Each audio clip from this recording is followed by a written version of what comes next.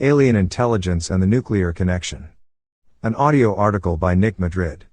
The United States and former Soviet Union's intercontinental ballistic missile ICBM systems have been hacked by unknown aerial anomalies, and the United States government has no comment. Try to imagine that the United States and Russia's computer systems controlling the launch of intercontinental ballistic missiles had been hacked by aliens. Well, you don't have to imagine, it happened. There are documented cases of an intelligence collection capability by UAP as they seem to be monitoring nuclear proliferation, the movement, and storage of nuclear materials, and monitoring ICBM sites. Witness testimony from at least 150 United States military personnel has established that ICBMs have been deactivated at nuclear weapon sites in at least 3 UFO incursions in the United States. UAP visits at every nuclear facility in the U.S., and at least one documented case in Russia has never gleaned investigations from mainstream media. UFO and Nukes, the Secret Link Revealed documentary, and available on YouTube, is based on the book from Robert Hastings and leaves little doubt to the seriousness of this matter. In one story from the now dismantled USSR, investigative reporter George Knapp provided extensive research after trips to the Soviet Union. Colonel Boris Sokolov of the USSR Ministry of Defense told Knapp that during the Cold War in the 1980s the world was on the doorstep of nuclear Armageddon. On October 4, 1987, Russian soldiers at the nuclear base in Yusovo, Ukraine witnessed 4 UAP in the night sky hovering in the area for more than 4 hours. Without warning, secret Soviet nuclear access codes spontaneously appeared on the computer screens, enabling the missiles and initiating a countdown to launch. In the untold moments later, the countdown ceased in what must have seemed like an eternity for numerous Soviet military officers helplessly witnessing the event. Both the United States and Russia have lost control of their intercontinental ballistic missile systems during unidentified aerial phenomenon visits. The question is, why are unidentified aerial phenomena taking control over our strategic nuclear weapons systems? To truly understand the nuclear connection with unidentified aerial phenomenon, we have to be able to view it from an observer's perspective. World War II marked the dawn of the nuclear age and saw an increased interest from UFOs as our nuclear prowess grew. What these observers have witnessed, and what conclusions they might be drawing, is important to this conversation. We need to cover some history to provide perspective and put us in the minds of those who may judge us. Let's find the connection. Beyond the Manhattan Project. In the waning years of World War II, both Germany and Japan had taken their toll on the Allies. Some 75 million people died in World War II, including about 20 million military personnel and 40 million civilians, many of whom died because of deliberate genocide, massacres, mass bombings, disease, and starvation. Of the total number of deaths in World War II, approximately 85% were on the Allied side and 15% were on the Axis side, with many of these deaths caused by war crimes committed by German and Japanese forces in occupied territories. The Manhattan Project's preliminary research began in 1939, just before America entered World War II. Robert Oppenheimer and Albert Einstein, among other great minds, were tasked with how to split the atom and create the bomb. The culmination of this technological achievement reached its fruition at 5:29 a.m. on July 16, 1945, at a desert site on the Alamogordo Bombing and Gunnery Range, some 120 miles south of Albuquerque, New Mexico. Codenamed Trinity, the first nuclear weapon was detonated atop a steel tower with scientific equipment nearby to determine its destructive capability. Dignitaries and some 400 military personnel viewed the explosion from 6 miles away. A brilliant flash of light, followed by a tremendous roar and shockwave of heat, ushered humanity into the nuclear age. In the months that followed, President Harry S. Truman concluded that only bombing a city would make an adequate impression to destroy Japan's ability to fight wars and end World War II.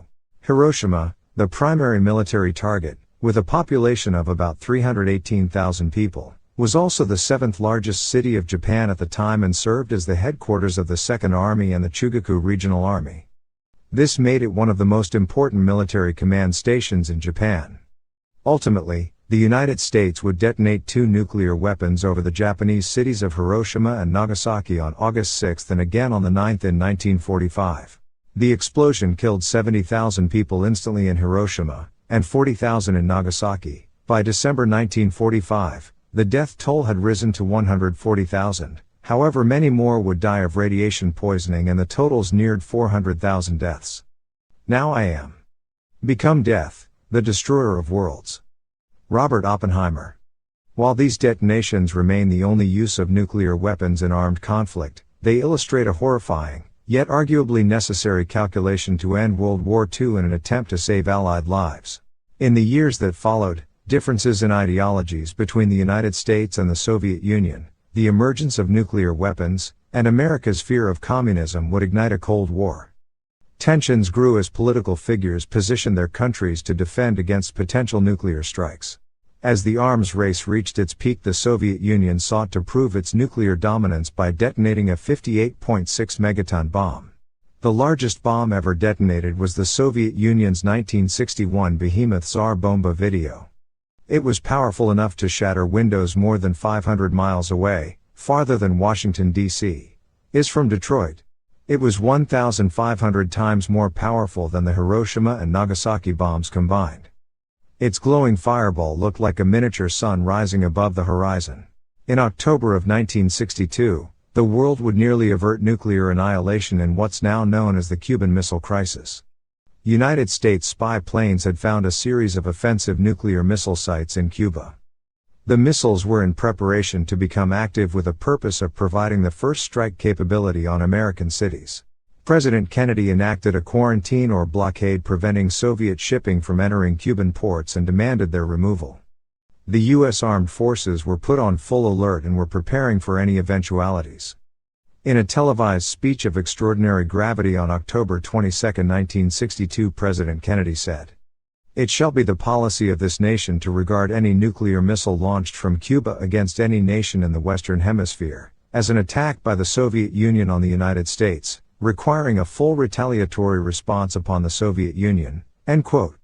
Soon after Kennedy's warning, United Nations delegate Adelaide Stevenson would provide photographic evidence from the U.S. top-secret U-2 spy plane showing Soviet missile sites in Cuba. The Soviets would agree to remove the missile systems in exchange for a promise not to invade Cuba. However, behind the scenes, diplomatic brokers secretly assured the USSR that they would remove Jupiter missile systems in Turkey months later. The need to reduce that pressure resulted in the 1963 Test Ban Treaty. This forbade tests in the atmosphere and was signed by the USA, the USSR, and Britain. By 1969, the Soviets had equaled the nuclear capability of the United States. Mutual assured destruction, principle of deterrence founded on the notion that a nuclear attack by one superpower would be met with an overwhelming nuclear counterattack such that both the attacker and the defender would be annihilated. End quote. Within the last 50 years, 7 additional countries have now mastered nuclear technology, which include China, the United Kingdom, France, Pakistan, India, Israel, and North Korea. Since the first nuclear test explosion on July 16, 1945, at least 8 nations have detonated 2,056 nuclear test explosions at dozens of test sites around the world. Reflecting on nuclear history alone, one can draw some obvious conclusions. Ideological inference and geopolitical policies are an endless juggling act to preserve peace and maintain stability. The U.S. State Department diplomacy and the work of other foreign governments' diplomatic efforts have maintained global stability for decades. These largely unseen successes have undoubtedly saved humanity from catastrophic failure on many occasions. However, history shows us the nature of our desire for confrontational resolutions. Hostilities over the last 3,500 years have not exhibited a will to work together for peaceful nonviolent solutions. Humanity's historical track record associated with warfare is staggering. The United States, for example, has been at war for 222 years of the 239 years, or 93% of the time its democracy has existed.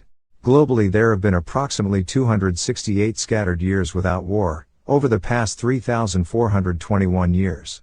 Aside from the nuclear question, and without going into great detail, there have been countless wars in which hundreds of millions of lives have been lost. Nations and kings have fought over religion, territorial conquest, committed genocides, and horrifying holocausts in an unimaginable loss of human life. And it's possible these visitors have witnessed it all. Emerging spacefaring civilizations' developmental history would need to reflect a long commitment to peace, and the ability to negotiate global solutions without hostile resolutions. With that being said, humanity would be perceived as an extremely dangerous, unpredictable species that now possesses nuclear technology. UFOs, the nuclear connection. Someone has quietly watched humanity use its nuclear weapon capability to destroy its species while nuclear technology is continually perfected for greater destructive capabilities. If one were to combine the incredible destructive power of nuclear fusion with the ability to transport a nuclear warhead at incredible speeds, perhaps approaching the speed of light, it would likely pose a threat to intergalactic civilizations. Reportedly, every nuclear weapons facility and nuclear material repository in the United States has been visited by UAP. Robert Hastings has interviewed more than 150 military personnel for his book UFOs and Nukes, and said those interviewed included nuclear launch officers, nuclear missile targeting officers, maintenance personnel, security guards who guarded the nuclear weapons facilities, and all of those individuals have told me on tape, either audio or video, that in fact UFOs have routinely monitored our nuclear weapons dating back decades. End quote. UAP have reportedly probed nuclear storage facilities with beams of light, which may allow them to track their locations, keep tabs on their movements, and possibly discern the yield of nuclear warheads. In one of the most notable incidents from Hastings' book UFOs and Nukes occurred at Montana's Malmstrom Air Force Base in 1967, and Hastings said, Air Force Captain Robert Salas, who was at Malmstrom Air Force Base in Montana in 1967 when 10 ICBMs he was overseeing suddenly became inoperative. At the same time, base security informed him of a mysterious red glowing object in the sky. Additionally, Robert Jameson, a retired USAF nuclear missile targeting officer, told of several occasions having to go out and restart missiles that had been deactivated after UFOs were sighted nearby. End quote. The intelligence regarding the UAP nuclear connection through a TIPS program is clearly included in the classified version of the UAP-TF classified report, as Senator Gillibrand sought information associated with the production, transportation, and storage of nuclear weapons or components in the NDAA provision. UAP have demonstrated their ability to deactivate strategic missile systems on at least 3 nuclear weapon sites in the United States, according to FOIA documents and Hastings research. Additionally, in at least one case UFOs have activated nuclear missiles in the former Soviet Union, according to reporting by George Knapp. The Department of Defense's ATIP program validated and substantiated Hastings' findings from his book UFOs and Nukes, and numerous FOIA documents provide startling facts and establish a starting point for mainstream media to gather information from credible military witnesses that outline encounters with UAP at nuclear weapons facilities. Someone has clearly sent a message that we are not in control of our nuclear weapon systems, and investigations by the mainstream media are non-existent. In the not-too-distant future, there will be a marriage of artificial intelligence and quantum computing, and that system will likely control everything. It's time for mainstream media to start asking questions. Originally published on Medium, and can also be found on themadridpapers.com. Please like and subscribe and visit us at themadridpapers.com, and thanks for listening.